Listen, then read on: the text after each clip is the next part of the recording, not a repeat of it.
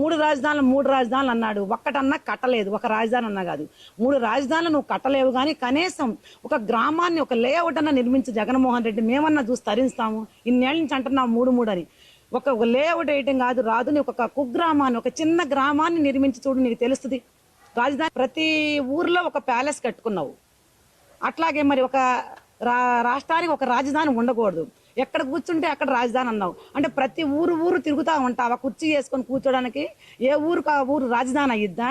అంటే ఇడులపాయలో కూర్చుంటే అది రాజధాని, పులివెందుల్లో కూర్చుంటే అది రాజధాని.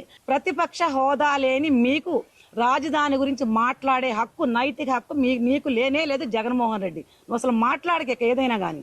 నువ్వు అసెంబ్లీకి రావు. నీకు ఇంకెలా తెలుస్తుంది? నువ్వేమైనా రాజధాని చూసావు? ఇప్పుడు కళ్ళతో చూసావా? నువ్వు పరదాలుగా కట్టుకొని వెళ్ళినాడికి నీకేం కనిపించింది రాజధాని ఎలా ఉందనేది? ఇన్ని కోట్లు ఖర్చు పెట్టి రివర్ బేషన్ లో కడుతున్నారు కన్స్ట్రక్షన్స్ అని. 5 సంవత్సరాలు నువ్వు ఇక్కడ ఎక్కడుండి పరిపాలించావు? నువ్వు 5 సంవత్సరాలు అసెంబ్లీ ఎక్కడ నడిపావు? సెక్రటరియట్ ఎక్కడ నడిపావు? మీ ఇల్లు ఎక్కడుంది? మీ పార్టీ ఆఫీస్ ఎక్కడుంది? ఈ అమరావతి ప్రాంతంలోనే ఉంది. మొన్నటిదాకా అమరావతి అంటానికి కూడా ఆయన ఇప్పుడు ఇష్టపడకపోతే నువ్వు ఇంకా ఆంధ్రప్రదేశ్లో ఎందుకు?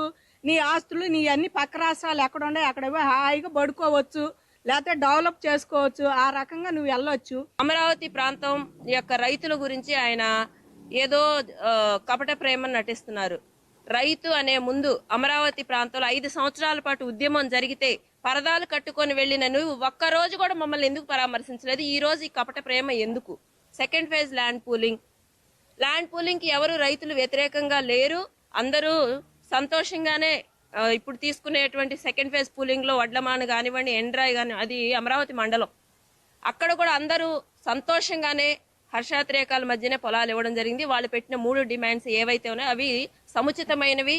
11 సీట్లు ఇస్తే ఇంకా నువ్వు అమరావతి రాజధాని నాశనం చేద్దామని, లేదు మరలా నేను వస్తే అమరావతి రాజధాని ఉండదని, నువ్వు ఎన్ని కోట్లు పెట్టి కట్టినా కూడా, ఏ తీరిగా కట్టినా కూడా దానిని ఉండనీనని ప్రజలను భయభ్రాంతులు చేయడానికి నువ్వు మాట్లాడితే, ప్రజలను రెచ్చగొడటానికి మాట్లాడితే ఇక్కడ ఎవరు దడిచేవారు లేరు.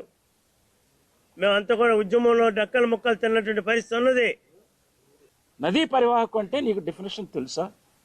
ప్రపంచంలో, దేశంలో ఎన్నో రాజధానులు సముద్ర గర్భాన నదీ పరివాహక ప్రాంతంలో ఉన్నాయి. మొత్తం అసలు ఈ రాష్ట్రంలో జగన్మోహన్ రెడ్డిని కాలు పెట్టనీయకూడదు. ప్రతిపక్ష నాయకుడిగా నువ్వు బెంగళూరులో ఉంటే, హైదరాబాద్లో ఉంటే అక్కడ కూడా అసెంబ్లీని తీసుకెళ్తావా? నీకు బుద్ధి జ్ఞానం ఉంటే నువ్వు అసెంబ్లీలో రా. నువ్వు తల దింపుకోలేవు. అసలు ఈ ప్రాంతంలో నువ్వు అడుగు పెట్టలేవు.